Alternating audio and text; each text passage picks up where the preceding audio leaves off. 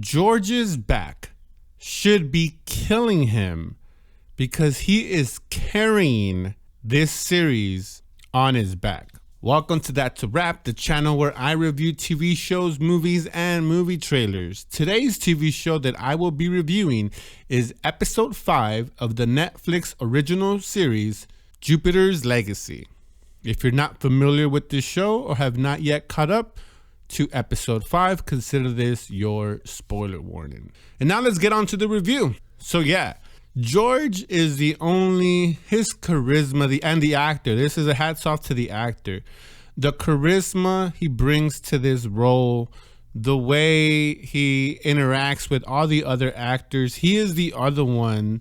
He is the only one that has elevated. I shouldn't say that. I'll take that back.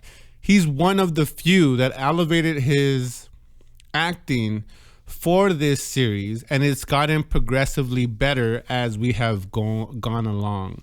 And I think that's probably by design, which I should give. I've been shitting on this series since the beginning. I'll give credit where credit is due. The character arc that they have put George on, his journey, is pretty good. Obviously, at the end of episode 5, we are very well aware that George fell out of favor with the rest of the team, and they are thinking that he is now a villain or is trying to harm them. And I think we saw a little bit of the son building stuff, and he's trying to prove himself to his dad. So maybe his son has more to play in this role, but I like the way they are fundamentally setting up George as his close friend. I mean, he's basically uniting the team together. I don't think he knew or he knows. I'm sure this was something that makes them fall apart. But yeah, I love how the writers wrote his character. Not much for the other characters, and by the other characters, I do mean most of them. Or I should say all of the other characters. I don't like their development. Maybe George is maybe the brother of Utopian or Utopia, whatever his name is. It doesn't stick to my head. I made it a point that I should probably write it down on my notes, but I'm like, whatever. I'm already 5 episodes in and I've been doing that. So if it doesn't stick, it doesn't ship. So maybe the brother, even though he gets kind of annoying, but I know he's fighting with his own grief, and that's what I think they're centering off from the death of their dad, and they both have their own unique way of grieving. But so he maybe his arc is okay too, but George's arc, it's really, really good. And I do I shouldn't say there's no enjoyment in that, but I do like the emphasis on going to therapy. We see Utopian going to what seems to be therapy, and it's always good to talk to someone. Even if you don't, a lot of people after a breakup, after a death, after a loss of their corporation, their business, they lose a mom, a dad, a brother, a sister, a best friend, after war, after anything. Even actors do it before they go and shoot a big movie. And same thing with performers. They go and talk to a therapist just to air out some of those demons that they might be dealing with, and not even demons, just to get those inner thoughts out of their head so they are able to release that free thought that makes them brilliant, that makes them successful, that makes them be able to overcome, maybe a stage fright. Maybe they're acting with a bunch of top A celebrities. Maybe it's their first big break. On top of, like I said, dealing with tragedy, or even not even with tragedy. I've heard some people that have hit the lottery or just become successful, like actors, basketball players, just go ahead and start talking to a therapist because it's a huge life change, and they could help them during that transition of being a nobody to being a somebody. And I like the fact that I'm seeing that, again, I shouldn't say I like, but it's good to see it more in the mainstream. And Hollywood was one of the things that I do agree with them. is normalizing talking to someone. Maybe not going to therapy if it's not for you, but talking to someone. The rates on men, and especially now with the COVID and lockdowns, the depression rate going up, through the roof.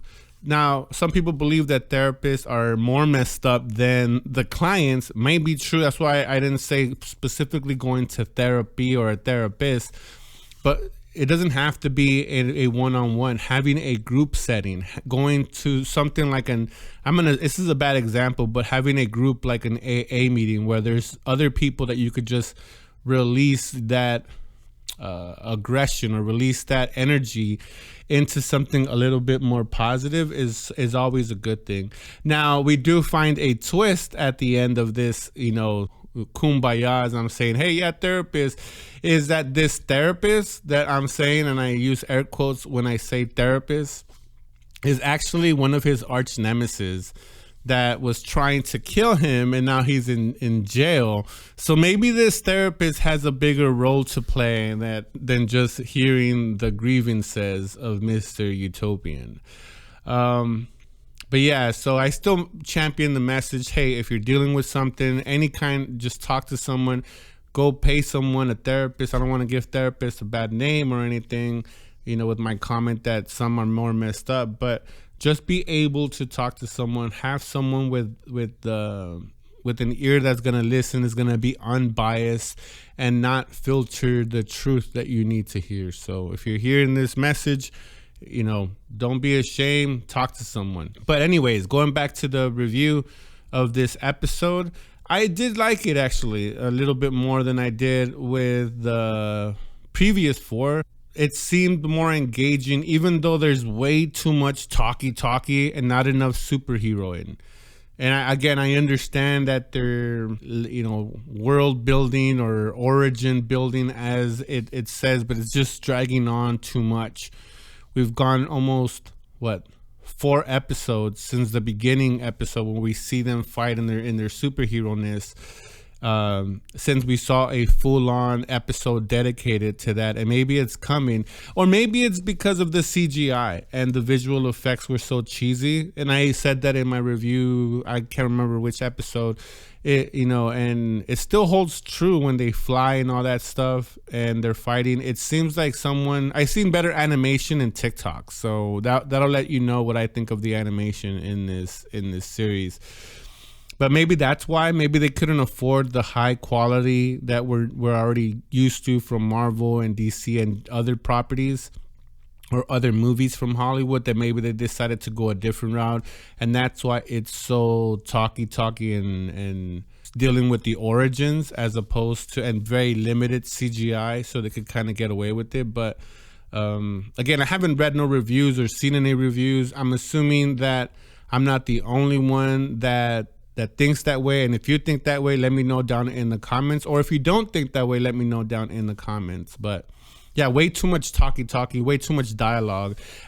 But I will say this, even though I've been harping on the daughter and her drug use and how ungrateful she is, this episode was, I know, and I get that they're trying to make, this daddy's girl or this daddy issues, and this is why she's rebelling against her dad, because she's been so sheltered. And I get it now. I mean, I got it before, but it's beating a horse to death. But I did enjoy the little bit of twist. And actually, hats off to that actor, though, the actor that's playing the son, the guy with the crazy hair. I can't remember, the one that has the magic stick that he says wherever magic sticks, and he's been it was a sex scene in this episode with Utopian's daughter. So maybe he does have the magic stick, quote, pun intended. But he's a very charismatic actor. His facial, the way he acts, he has, I don't know who he is, but I do enjoy the way he has portrayed his role now that I'm thinking about it. And I did enjoy that. I mean, I don't know if this is a revenge thing, because we didn't see maybe she's just doing it out of when he took her to the hospital, and that's how they, ultimately hooked up.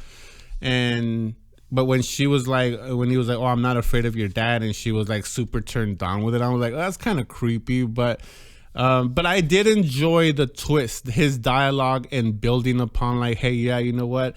I didn't tell him the whole truth, but I told him enough of the truth.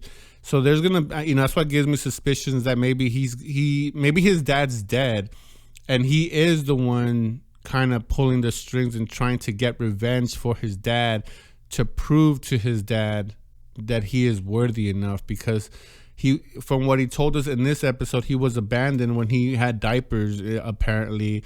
And a lot of kids actually suffer from that. When parents get divorced or separated, they take it internally and say, oh, I must have been a bad kid or a bad son, a bad daughter, and that's why my parents are together.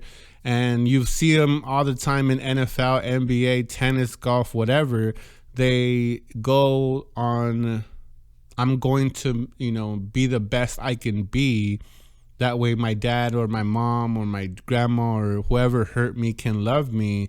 Ultimately, we know those stories too well. They reach greatness, but the father doesn't want anything to do with them, or it's the other way around, where they reach greatness and here comes, them to freeload off of their success. But I did enjoy the last little bit, even though the sex was kind of like cliche. I should have seen it coming. I didn't, but when I saw it, I was like, oh, they're having sex? I was like, when did that happen? I'm like, oh, maybe when they were at the hospital, and then, they developed some kind of relationship because he's a dick. He's a little bit of a bravado in him. His ego is he's pretty confident. Let's just call it what it is. He's pretty confident. Even when faced with the bosses and some people that have powers, he doesn't have any powers. At least that's what he's telling us. But he has no fear. And that could be attractive when you have that alpha nature in you, which he seems like he does. People are gonna gravitate towards you, and he has a way of talking. His mannerisms, his charisma also carries him to get what he wants, and obviously has put him in the position where, how he got that magic stick, I don't know, but I hope we find out. But yeah, better episode. Even though there was like a lot of talky, I was actually interested in the story. So again, maybe we're turning the corner here. We're not yet turned. We haven't turned the corner, but maybe there's a corner coming up that we're gonna turn. So anyways, those are just my thoughts. I would love to hear your thoughts down in the comments. What did you like? What didn't you like about this episode? And like always, that's a wrap.